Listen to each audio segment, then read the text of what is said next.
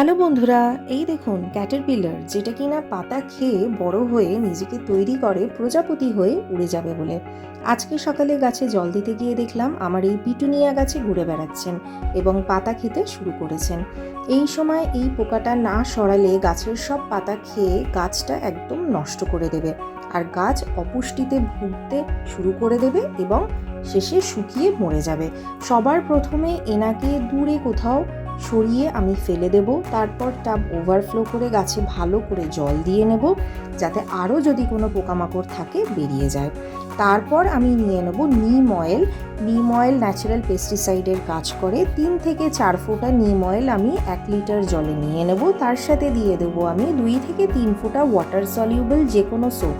যেহেতু নিম তেল জলে গলে না, তার জন্য আমি ওয়াটার সলিউবল যে কোনো সোপ নিয়ে নিলাম, কোনো অসুবিধা হবে না, যাতে করে কিনা নিম অয়েলটা ভালো করে জলের সাথে গুলে যায়।